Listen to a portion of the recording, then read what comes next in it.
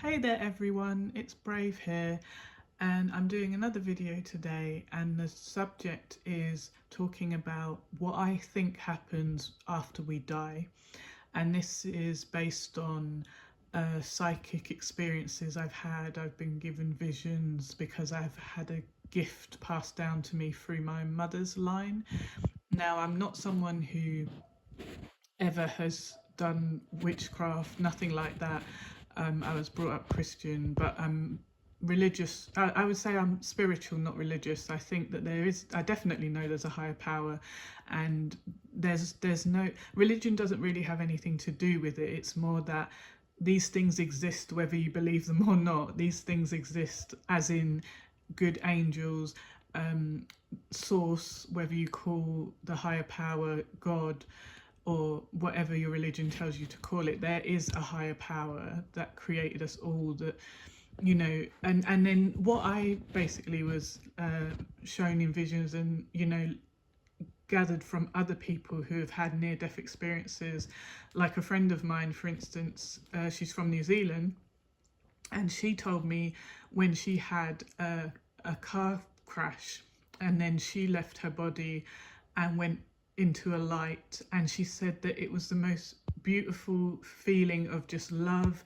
and welcoming, and it was as if no matter what you did or didn't do, you were loved, you were forgiven. There was no judgment, there was no you're going to hell. It was just, you know, come back home. It was a feeling of, oh, I'm going home. This earth is not my real home. And what I was led to believe is that when she went to this other place, this is what she said. She was told it wasn't her time, but that she had many things that were meant for her to do that were going to help others, and that she had to come back. So she didn't want to come back because it's such a beautiful feeling of being at peace and being home. And but then when she did come back, and then the accident was obviously a bad one, but she healed in a way that the doctors were like, this is a miracle, you should be dead, how. And obviously she did leave her body, before ambulances got there, and came back, sorry, and then she came back into her body, her soul came back into her body. And that's when, after they've done all the life-saving techniques, the ambulance workers and that, then she's back on earth plane. So yeah, what I really do believe is that when we die, you go to the light and you are shown a life review if it's your time. And some people, if they have a purpose, a really, really specific purpose, where, this death was not meant to occur at that time, they will be sent back, maybe don't have a choice because they have to fulfill, this lesson. And also I was told that we actually choose our lives, which kind of was hard for me to understand because I've had a really hard life. And I know people who've had worse lives than me, and I know there's people around the world suffering even worse than me. And that's the scary thing. Like when I think, wow, I've had a terrible life, imagine that I'm not the worst victim, that's so sad to know that people are suffering so much, and you can't take away their suffering. And that hurts me as an empath, as a light worker, as a good person. It just hurts my heart knowing there's so many innocent souls suffering here on this earth plane, which is meant to be a school, really, a earth school, where we pick a life and review it and say, okay, this soul is going to go through this and this and this for the first 20 years of their life, but then that terrible thing that happens is going to give them the the strength to do something positive, or they're not going to let that bad thing overtake them in a negative way. It's going to push them to do good for others, kind of thing.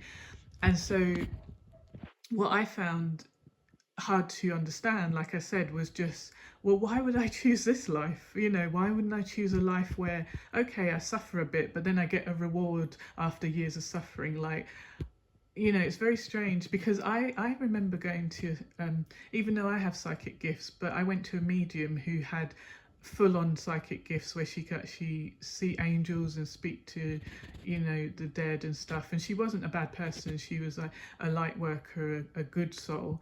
And, you know, when she told me, she and two other people who had the same gift as her, different people, different cities in the UK, telling me the same thing. And that's how you know they're getting the message from spirit, from, you know, the positive angels trying to give you the message. Because I kept asking, you know, when is my life going to change?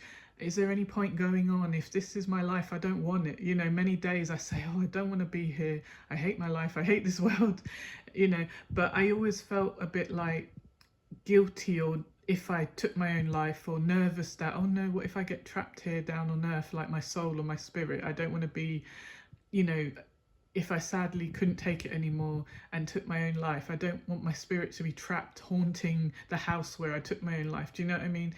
And I, you know, trigger warning to anyone, I don't want to upset anyone by talking about how I felt. But this is just an honest conversation, you know, that there are days when, as strong as I am, I'm so overwhelmed by the psychological pain of having narcissistic parents who used to beat you and treat you badly, and that pain never went away even when I left my family behind and cut them off. But it was like many years of tolerating these abusive family members and having them in your life and having blind loyalty to your abusers.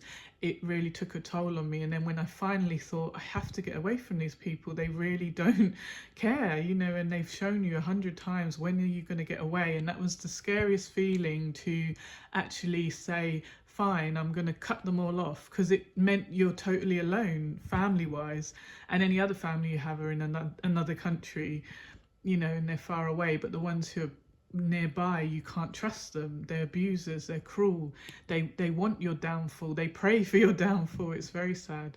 And you don't want to admit that this is what's really happening. You want to think that, well, one day we'll make up and they'll be perfect, and if I just love them enough, they'll treat me right. And, you know, and then when they keep showing you, no, I will mistreat you, no, I will make you feel like nothing, I will continue to do this, because they get some sadistic pleasure from it. Because sadly, people with narcissistic personality disorder, the disorder does not allow them to ever connect with positive emotions. If you have anything good happening for you and you go and tell them, they will be jealous, they will be angry. Even if they don't say it to you, they will be plotting behind your back, hoping you fail. And if they can make you fail, they will do it. If they can badmouth you and get the job taken away or get the opportunity taken away, they will do it. But they might do it behind your back, and you might not realize how it got taken away, the opportunity, you know.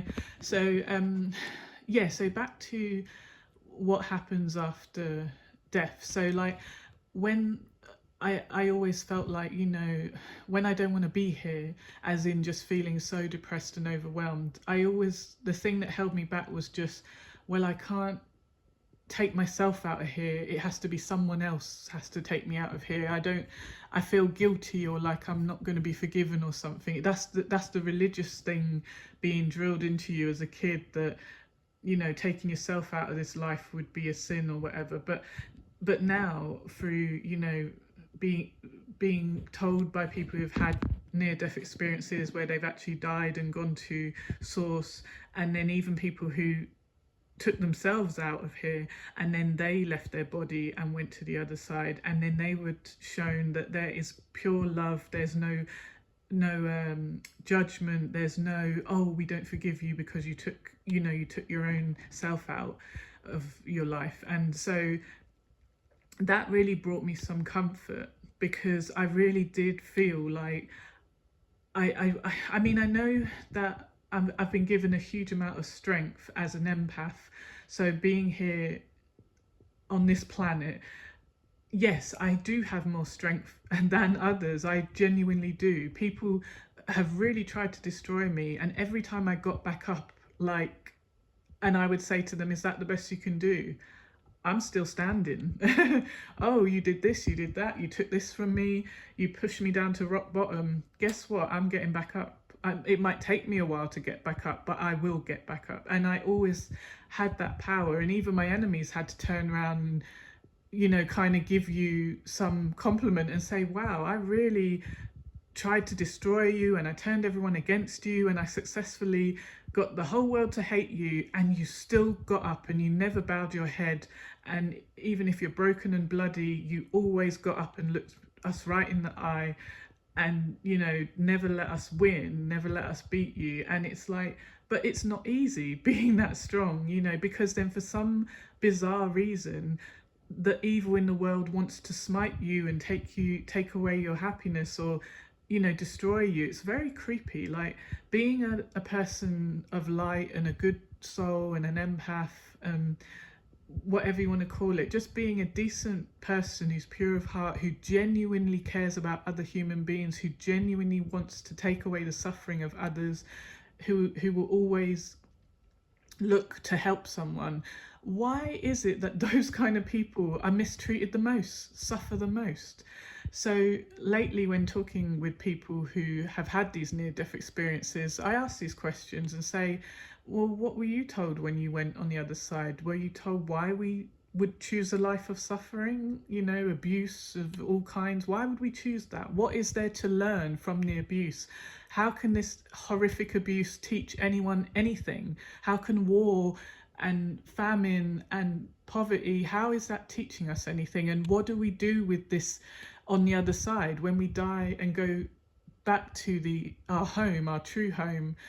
What do we do with all the suffering we've experienced down here in the Earth School? Don't we just feel traumatized by it and just like, wow, I'm not going back down there. Please don't send me back.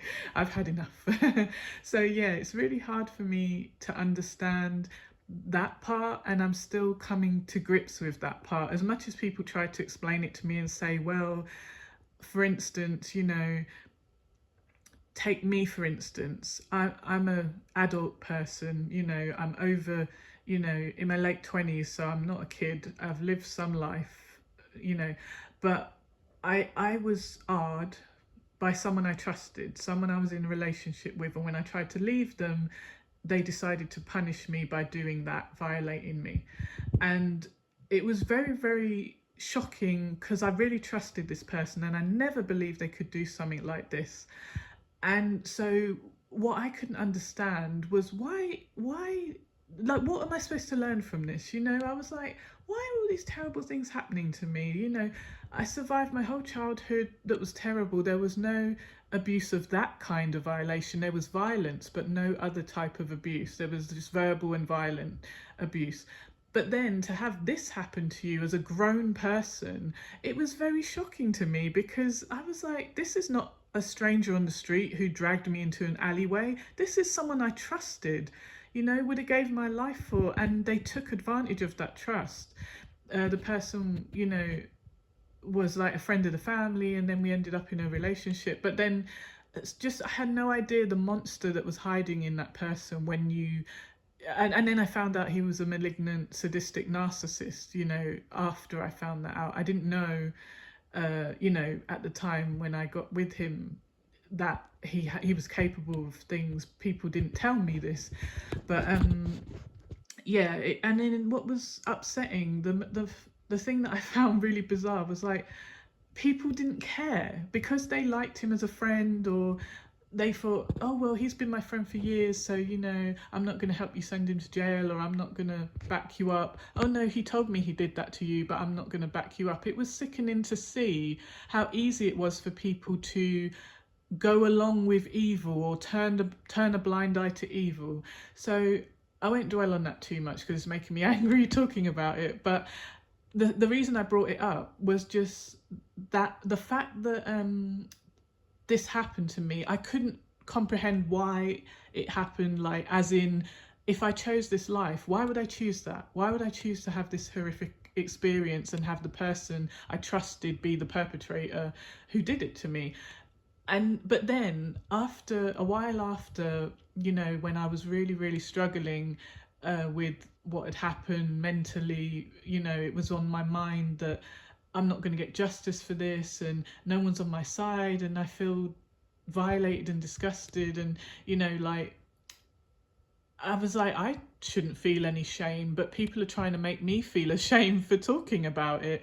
as if to say, oh, you're only going to make yourself look bad if you go to the police, or you're only going to put your business out there, and why don't you just pretend it didn't happen? And it was like, well, I tried to pretend it didn't happen, but now I feel mentally stressed out and upset, because I know this person has committed a crime, a very horrific crime, and they shouldn't be allowed to get away with this. They could do it to someone else, So anyway, he was punished. But the fact that yeah, it's just, I just couldn't understand what was the point, what lesson could I learn from something this horrible. But then after a while, when I just really didn't know who to reach out to, I just came across a group that I guess you call it a support group. It's a bit like how an AA group, the Alcoholics Anonymous in America, sit in a big circle and talk about what they're going through. Well, in the UK, we have a group called Changes, and they set up groups, volunteers, set up and run the groups, and basically anyone can show up free and just talk or not talk, or just sit there and listen. So then, I can't remember who told me about it. It could have been the police or I could have looked it up. I can't remember. This was a long time ago. And when I went there the first time, it was so strange. I was like, why am I going to talk about this in front of these strangers? Why would I talk about one of the worst things that's happened to me personally, that I can't undo? And even if I take revenge on this person, I can't do to them what they did to me. I can't violate them the way they violated me. Not that I would want to, because I'm not a monster. So, but it's just like, what I mean is, there's no eye for an eye. I can't inflict on you an equal amount of suffering, because what you did is so disgusting and gross. It's on a level that I'm a woman, you're a man. I can't, are you? It was just like, you're going to get away with this, and it can't be undone. I would have rather the person punch me in the face. I could have got over that quicker, because I could hit you back equally. But it was just, this is something, there's never going to be it can never be equaled, as in to get justice for. You're always, because the victim or the survivor always carries the pain of what was done to them. So even if the person is punished, it's not going to take away the hurt, the pain. Anyway, so then, so when I went there, and then I kind of listened to everyone's story, and there was at least 20 people sitting there. And as I heard people telling these awful, awful stories, worse than my stories, and I thought, wow, if these people are, telling these terrible stories, but they're saying that this group has helped them, maybe I should tell my story. Maybe they do understand, because they've been through worse, and some had been, had the same thing happen to them, just by different people, but people they trusted. Some unfortunately were children when it happened. Some, it was their family members who did it. It was very sad to hear, but at the same time, you knew they understood that pain of, someone they trusted abusing them, violating them, and not being able to trust people again, or not being able to get over it. You move on, you live, but it's still something that it will always bother you, that it happened to you. It's not easy to let go of. There's a lot of anger and rage that I still haven't let go of. I don't know if I ever can, and I definitely don't want to forgive, because it's unforgivable.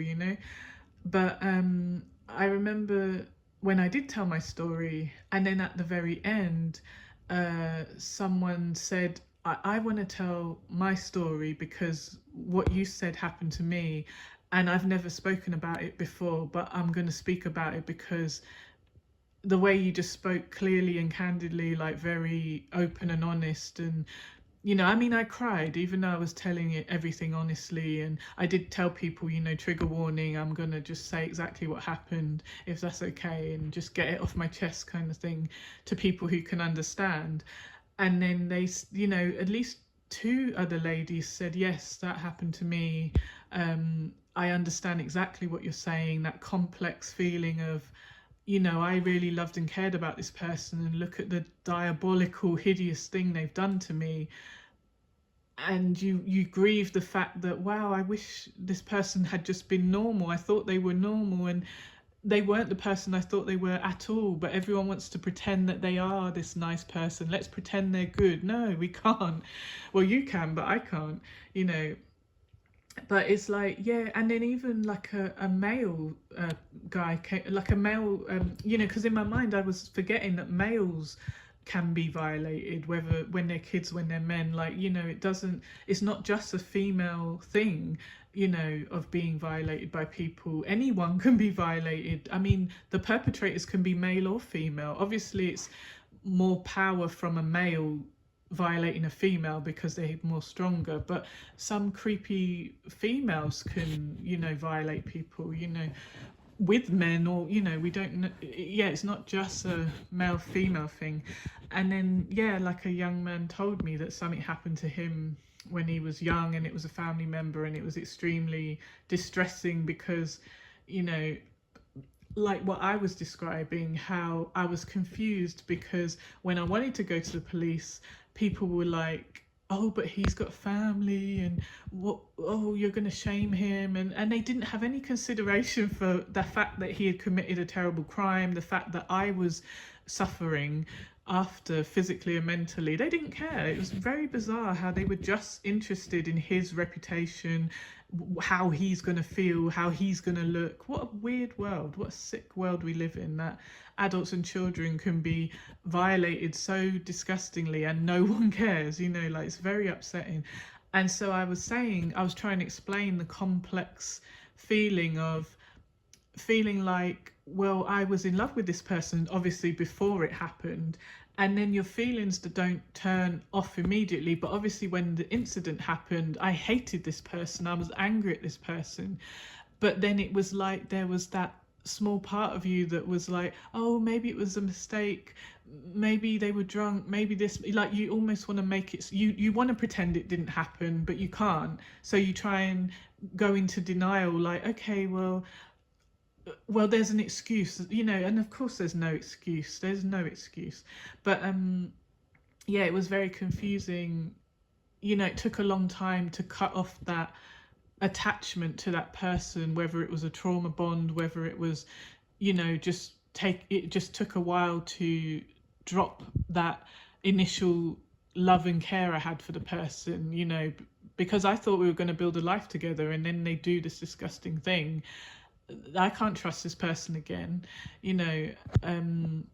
So yeah, it was very hard. And so that young man said, yeah, I imagine like one of your parents violates you, and obviously you love your parent, but they've done this terrible thing, so you understand that they have to go to jail or whatever, but you still feel guilty because you're the one that put them in jail, even though they have done something terrible that requires them to be punished. And so he totally understood, because I kept saying, oh, I sound crazy saying that, you know, part of me hates him and part of me loves him. It wasn't that I loved him or the badness he did. It was more just that messed up feeling of I haven't been able to dissolve the feelings that were there before the incident happened. And I wondered, oh, people won't understand, you know. And then he understood, the young man understood, and he said, oh, the way you explained it, it really helped me understand myself, because I wouldn't even want to tell people that's how I felt. You know, you want to say, no, I hate the person and I never want to see him again, but then you feel guilty when you think, well, I want my parent back, but obviously I don't want to be abused by them, but now I don't want to be around them because I can't trust them. And it's a very complicated situation. And so yeah, so when I went there and saw how people actually said I helped them just by telling my story, for the first time I realized that, oh, that's so weird. How could something good come out of this terrible thing? But somehow all of us telling each other our stories, and we're complete strangers, I never met these people before, and I was nervous, like, well, I'm telling strangers, what if we bump into each other in the supermarket?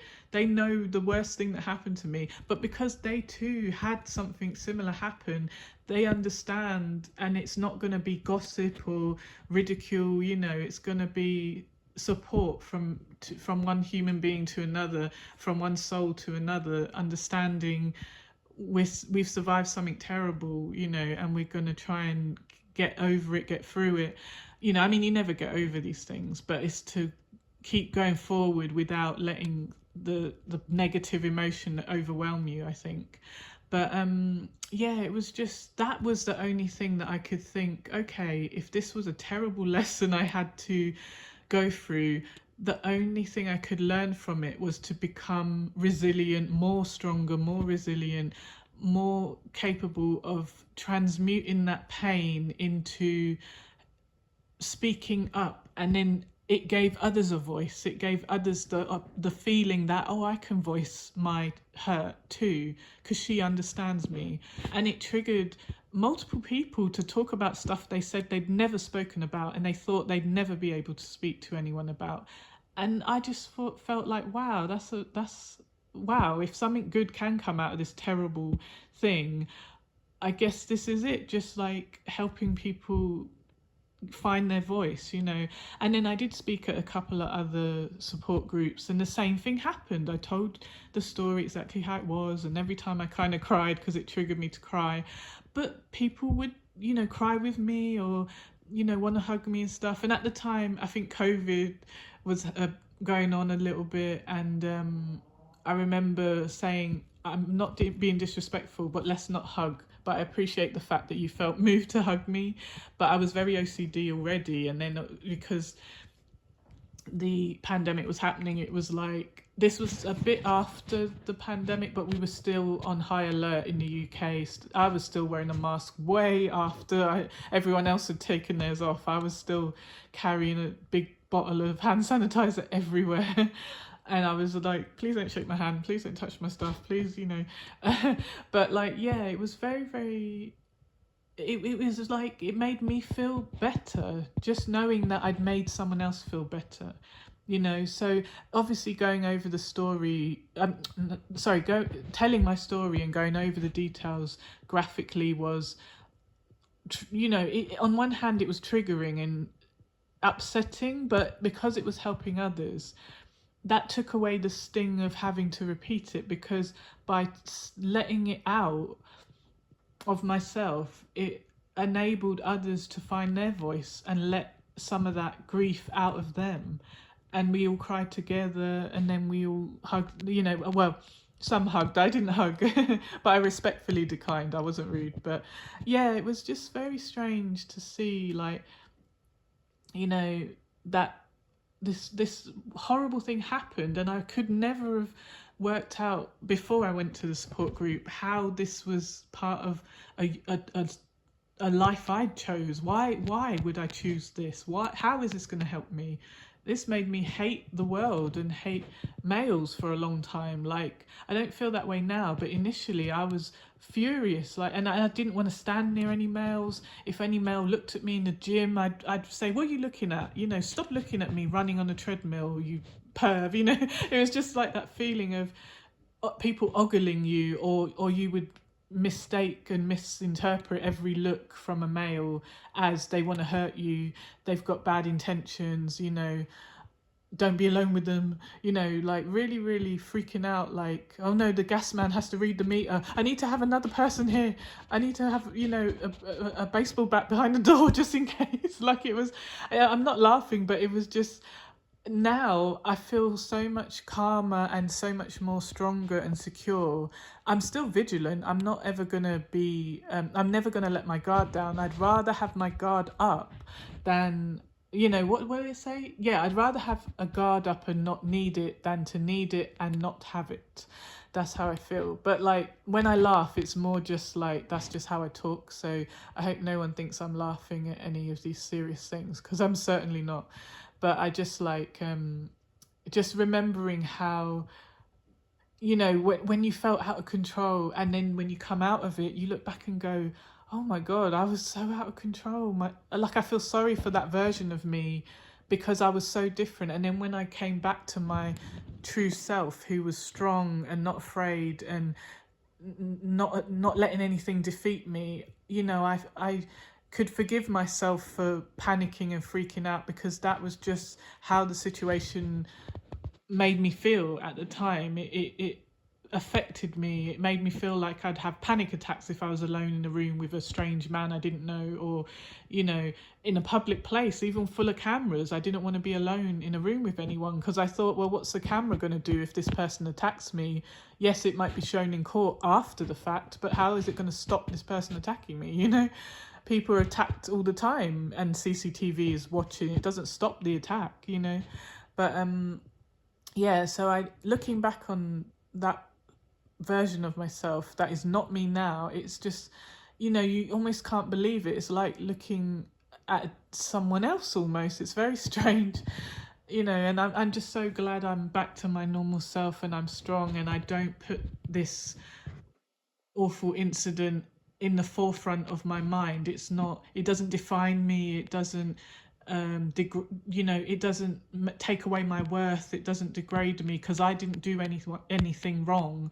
You know, I didn't deserve that. I didn't, you know. And just like other victims, you didn't deserve it. It wasn't your fault. You know, you can't be responsible for the monstrous things other people choose to do, or their disorders make them do it. You know, there's no excuse whether they've got a personality disorder or not. Like, there's no excuse for going around destroying people and violating people. So yeah, it's very you know, with the life after death, you know, and what I've been told, that, you know, you die, you go to the other side. Like, say if you were about to smash into a tree because you lost control of your car, before you feel the pain of smashing into the tree, your soul is going to, like, it's, if you're definitely set to die, you're meant to die, the angels know this, they're already there. You know, they know that this is about to happen, so they're there to protect your soul, take your soul out of your body, so you won't even feel the impact. It will just be, oh my gosh, I'm going to hit the tree, and then click, you're in the light,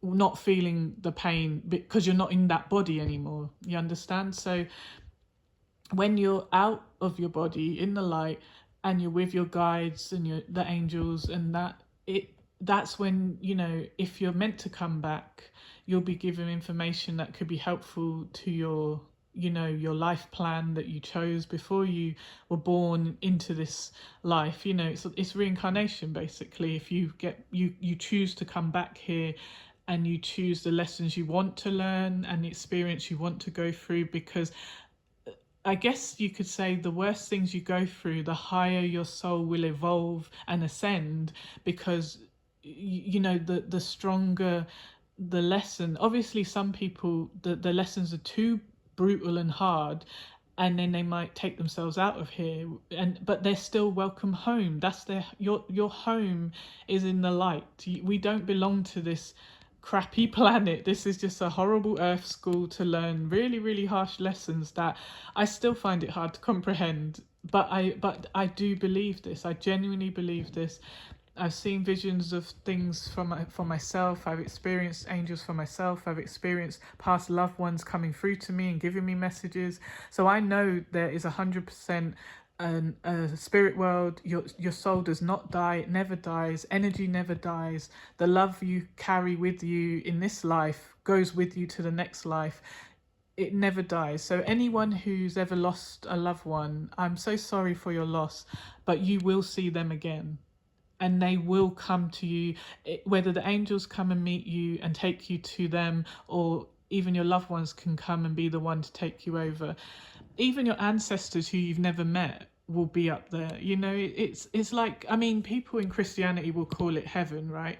But, you know, it's not people in white robes with sitting on clouds stroking a harp. It's more, you know, sophisticated than that. And the same, you know, the same way we down here are living our lives, and, you know, in cities and organized structures, there's levels and organized structures up there, you know. And it genuinely is, to me, it genuinely gives me no fear of death. I don't fear death anymore. When I was a kid, oh my gosh, the fear I would have at the thought of not existing, like, oh my God, it was paralyzing, the fear. I remember, like, when my pets would die when I was about 10, And my mum would say, oh, they're dead, we're going to put them in the garden in the grave. And I'd be like, what do you mean they're dead? You know, and she's trying to explain, but she's not very intelligent, so she couldn't explain. And she's just like, they're gone. Gone where? Why? You know, I don't know, heaven. You know, she's not even caring. That what I felt, because she was a narcissist, a sadistic, cruel narcissist who used to beat me up. Anyway, but yeah, so yeah, another thing that I was made aware of was the life review. You're going to be shown your life, and that sometimes people who are going to be sent back are still shown their life. And in that life review, I guess it's a bit, you know, when people say, oh my gosh, before I died, my life flashed before my eyes, every moment, good and bad. It's more sophisticated than that, because it's like, it's not just a flash while you're dying, it's after you've died and you've been taken to the other side, whether it's the level in between worlds, you know, where you decide, like you look at your life review, or whether it's properly on the upper levels, you know. And so you'll be made to feel all the good things you did. So if you know, smiled at someone, if you saw someone was going to jump off a bridge and you told them, no, please don't, and your intervention made them feel like someone cares, someone gives a damn if I live or die. This person doesn't even know me, but they don't want me to jump, you know. But yet my own family don't care, but this person cares, you know. Maybe it gives me some hope there's still good people out there, you know. So I think yeah, the life review, you'll be made to feel all the good deeds you did, even no matter how small. It could be something as small as you smiled at someone, you held the door for someone. Like, you'll be shown every little thing, every time you had a pure intention and kindness and you went out of your way when you didn't have to. But also you'll be shown and made to feel all the times you went out of your way to be cruel, to be nasty, or even the minor times where you were snappy, and then, or you were verbally horrible or physically horrible, and then you'll be made to feel how much pain that person felt who you did that thing to. And so it will be you know, both things will be magnified in order to give you the message of, obviously it's, you know, to show you that being better, being kind, showing love, this is what's important. Feel that love you gave out and feel it magnified, but also you're going to feel the hurt you caused. Now, you're not going to be like shot down to hell and poked with pitchforks, you know, if you're not a terrible, terrible person. Now, I can't really speak on where awful people go, the people who are the absolute worst, the people who have done unspeakable, terrible, unforgivable things. I haven't really been told specifically what happens to them. I know they'd be shown their life, and obviously if there's a ton of disgusting, awful things they've done, they will be given that pain that they caused all the victims. But I'm not entirely sure what happens to them if they're allowed to reincarnate, if they chose that life. That's what's confusing for me. Like a serial killer, did they choose that life? What do they gain from that? So that's very confusing. So I'm going to be honest about that. I don't know about that bit. And my friends and people who have had near-death experiences and been to the other side but then came back weren't privy to that information, weren't given that specific information. They were given the information about their life and about the collective conscious, you know, humans as a group. But yeah, so I do believe that there are some people who aren't given a choice and are just told to go back because it's not their time. They're destined to do something really important. And it might not even be to change the world. It might just be they're destined to save someone's life. It might be one person, they're going to change their life. But it matters. The fact that they are going to have a purpose, you know, it might be they just literally save one person's life, or a kind word they give someone allows that person to go on and do something amazing, which then changes a million people's lives. Do you understand?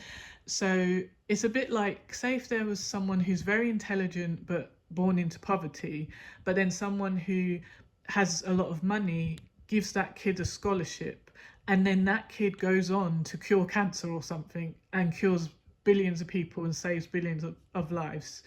You understand? So, you know, if you think of it like that, every human being can make a difference somehow. It's all a domino effect, a ripple effect. Like, it's very hard to grasp though, because even I have a hard time getting my head around it. I do, you know, believe in certain things, like what when they say you go over to the light and you feel love and no rejection, just forgiveness, love, overwhelming, like you've never felt before. You feel that you go home. I truly believe that, because I never felt comfortable here on earth. I always felt like I didn't belong here, and I kept pining for a home, and I didn't know where the home was. I just felt like I want to go home. I want to go home. Where is my home?